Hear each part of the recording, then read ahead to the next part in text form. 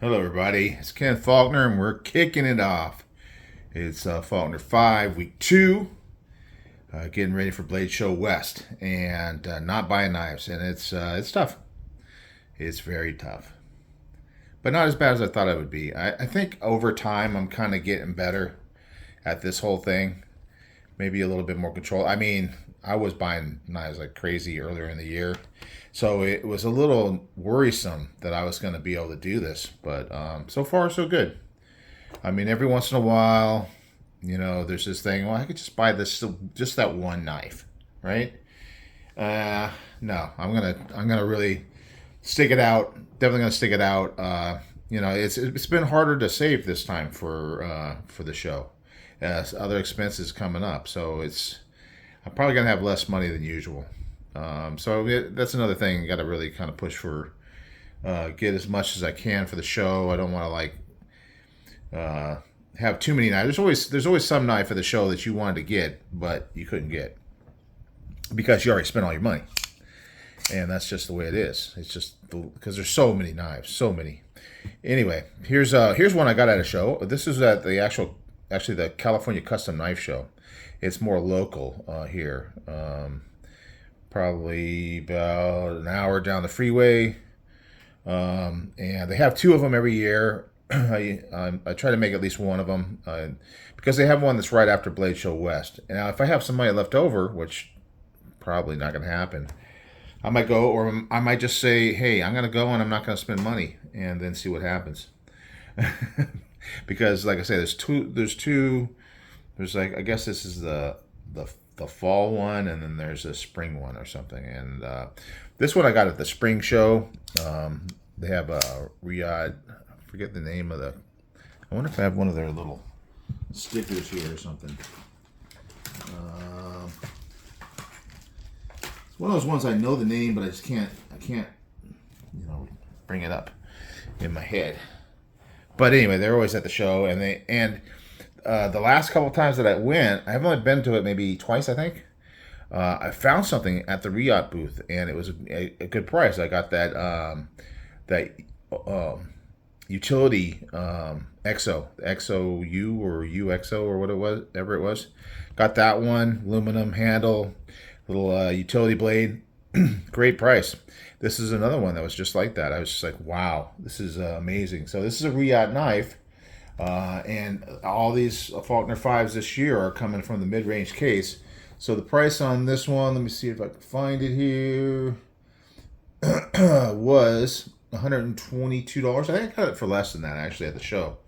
But I think this is what they're going for, is $122.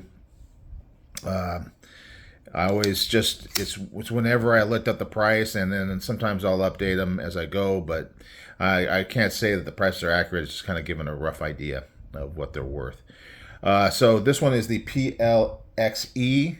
Kind of wish it had a name, but I love this knife. I think it's really great. I carried it today. I actually carried this one and the Chavez, freshly sharpened up.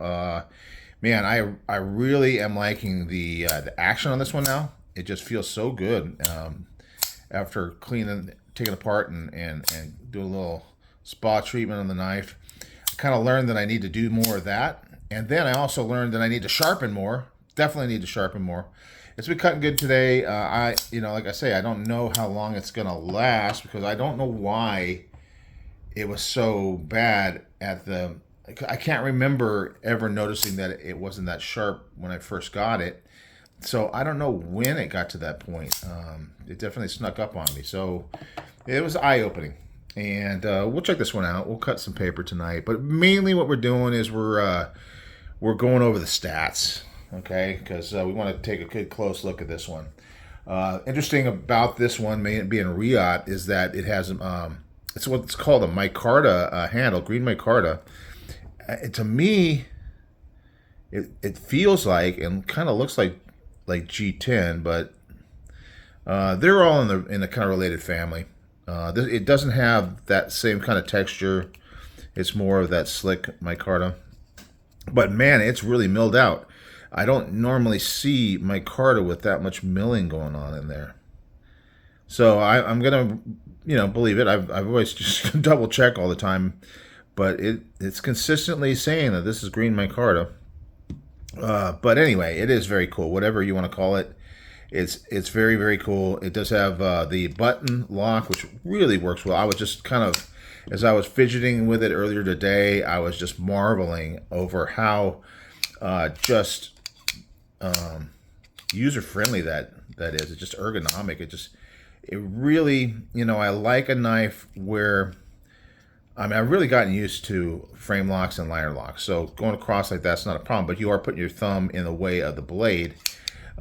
It's kind of nice not to have that happen, but then a lot of times you lose your detent because of that. The top liner locks are like one of my faves now, and I'd still like a frame lock and a liner lock for sure. I've gotten so used to doing that. A lot of times I'll pick up a knife and I'll just go to do that anyway, because I think the majority of my knives have that type of lock. But anyway, for a pivot button lock, this one is so fidgety, and really, and I was thinking and feeling the finger flick on it. It's not as mushy as a lot of them that can be a little disappointing. This one does feel very satisfying. See if we can get the. So I'm not really getting the flicking out. I mean, maybe if I really went hard with it, but I'm trying. It's not. Oh, there you go. I finally got it. But it takes a bit to get that to go. So whatever they're doing inside of here, and we are going to take this apart. Normal Ken would not do that. Just nervous, and I am nervous, and we'll see what happens. I mean, it's got a captive pivot, so that's nice. It's got it does have a Torx in there. So we're just going to be super careful, and I'll have it on film because I'm going to do it on film. I don't know if I'm going to do this reassembly on film. We'll see how long it takes to get it apart. But I do want to get it apart and show it to you, and then I'll clean it up, and then if it's getting too long, I'll just end up putting it back together. But at least I'll have video footage in case something goes wrong, because I don't know what kind of magic is going on underneath that button. And this will be the first time I've taken apart a pivot lock, but I kind of committed myself to it for this Faulkner 5. Having a little trouble fitting all the stuff I want to do with the cut test, with the take apart, with this one where we're going to get all the measurements, and then the wrap up at the end. This is a big knife. We're talking about close to 8 1/4, maybe 8 3/16. And then I'm looking at the edge, and it's looking like 3 1/4, a sharpened edge, and about 3 1/2 in the blade. I really like that. That's probably the best, the optimum for me. The handle length is quite good. The inner grip is 3 3/4, so it gives that little bit of extra. If I get 3 1/2, I'm good, but 3 3/4 is really going to fit in my hand really well. It's got that extra lock, so now and this lock is going to keep it from closing. If you have it closed and you try to set the lock, it doesn't really go in, and it still opens. But once it's in, or once it's out, you're not going to get it. Now, you can feel a little bit of a rattle on that. In fact, I have it on both, so we'll see what happens when I take this thing apart and maybe tighten it up. It's a little bit of movement there. We'll just see what happens with that. Not messing with it today. We're really just kind of looking at details. Now, it does have this nice clip. It's just kind of fold over clip. It does have a screw that kind of sticks up, but I've never really noticed a problem with it. There's lots of room underneath there. In the hand, I don't really notice the clip. I'm not feeling it. It's got great ergos on this knife. Great jimping up here. Really nice. It is a reversible clip. You can see it's got that the filler tab. So, I'm looking at it. I was looking at it today, trying to kind of get mentally ready for the disassembly, and I can see screws here, but then I also see these standoffs here. It gets tight in here, so you can't really see a lot, but you can see that there is a lot of skeletonization of the liners in there. So they got the two standoffs that clearly, once you take off, because there's no screws that match to them, once you take the scales off, and I'm wondering if this is going to be like the like the Chavez, where I could take the scales off without taking the pivot out. We'll see how that goes. Just going to be real careful about it. It may be a little bit long. It's going to be interesting to see how this this micarta looks, because I really like the way it kind of pinches in. Been talking about and seeing a lot of high dollar integrals, and really thinking, only once in a while, if I really like the knife, but it's not like oh, I'm gonna pay that extra money just because it's integral. It's got to be something special about the knife as well, because the amount of money that they charge, especially coming from China, you're getting up in that price range where you're getting a Hinderer, or you're getting something USA made, or you're saving up for that Medford you want, or whatever, or maybe you don't want. It depends on who you are. I definitely want to get a Medford one of these days, one or two. I have a couple, but they're the smaller ones, so they're not really Medfords. I mean, they are made by them, but they're not like what you think of as a Medford. Anyway, so yeah, it gets really expensive, but this is just a great price. I mean, I'm very much looking at the price when I buy any knife, depending on any range, and some things are going to be worth it at $400, $500, and some of them are no. I'm going to pass on that because I'm going to get this other thing. I'm looking at some knives that I want to get at Blade Show, and there's one that's like $600 that I really want to get, but that could be half the money I have to spend at the show. So yeah, we'll see. I mean, I do have a few of these really expensive knives that I really want to get, and so I got to get them eventually, sooner or later. And maybe it's better to get less knives and get like one really nice one. We'll see. All right, so back into this. We got the scale. I got to move this out of the way. I think I need a flat surface for weighing. So we're gonna get this in here, and we're gonna turn it on, and we're zeroed, and we'll close it, and we'll put it on there. 4.7. Now, I would love to be one of these guys that could guess the weight, but I just definitely can't do that at this point. Maybe at some point. So 4.7 with a 3.5-inch blade. I do like a little bit heavier knife. I think that's a good weight where it's not super heavy. And a lot of times I'm just fine with a super heavy knife, but I could feel it. This one feels comfortable because it's such a nice big blade, and it's so ergonomic that weight does not feel bad. 4.7 consistently. So we'll turn this guy off, get it out of the way. Now I'm working on that whole measuring behind the edge. I see people do it and they just like nail it every time. So I don't know. Well, first of all, I got to turn on the calipers, right? Used to have one of the old dial ones. Did I burn out the battery? Is that what happened? Well, I guess I may have. Oh, wait a minute, it's not closed. Let's see what's going on here. I might end up having to pause and put another battery in. Yeah, I'm gonna pause. Hold on just a minute, guys. Come on. Pause now. Okay, I think I got it now. Yep, fresh battery. Fortunately, I had some spares around. So okay, let's try this again. So it looks like I'm right at the spot right there, and it's saying 0.57. Now that can't be right. What am I on? Am I on millimeters? It must be what I am. Okay. Now I'm in inches. Okay. Man, we are struggling today. Struggling. Okay, 0.028. That seems awful thick.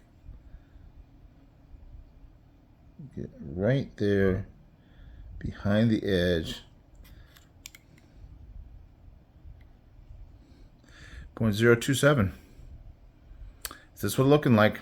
So not awful thin there. This one seems pretty slicey. Now it's thin here, I think. 0.152. I guess that's not super thin. 0.150, 0.151. Not super thin. It definitely is tall, and it's got a tall flat. So maybe that's why it kind of reminds me of a Spyderco in that way.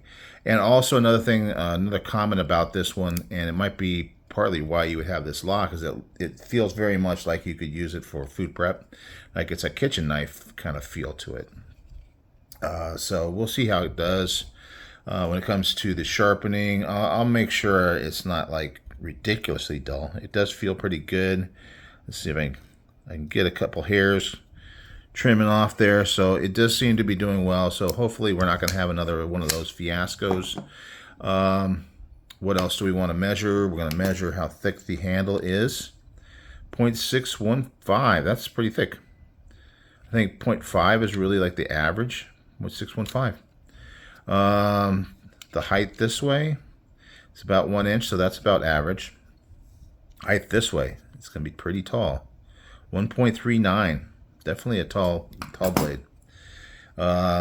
Yeah, so this handle feels really good in the hand, and it's got some width, and that helps to fill it out, and that's probably why I can't feel the clip. Clip has been working well. I mean, usually if I don't notice a clip, that means that it's working well. I like the way this thumb, it's kind of like a reverse ramp. You know, a lot of the knives you have a ramp that goes up and your thumb kind of gets behind it. This kind of drops down onto the jimping. And with this part here that kind of works like a finger groove, it gives you good grip, which will help you not to slide up. But you can get up even further, and you do have a forward finger choil. It's kind of 50-50 on this flat spot. So that works out really well too, and that's a good grip, but I feel great back here. It's like some knives you have to be up in that choil in order to really feel a good grip. For me, I actually feel better back here, to be honest with you. And that's kind of rare with a knife like this, with that forward finger choil, but it does give you that option. They both feel pretty good, but like I said, I think that's my favorite right there. That's my favorite grip. Anything else that we have to do? We did weight. We measured it up with the calipers. Got the battery working on the calipers. Got it on inches. All this crazy stuff. I have to remember to throw out the old battery. What else do we got to do tonight? We'll cut some paper just to see how it's doing. Kind of like a prequel to the, not a prequel, but a preview of what it's going to be like when we do the cut test. So what we'll do is we'll do the disassembly first, and then we'll see if I can. I'm kind of lazy on this one.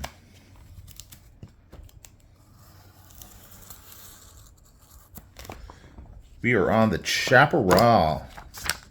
That's a classic. Man, it's going to be something. Might have to have a giveaway when I finally finish all the paper for this this catalog, the 2022.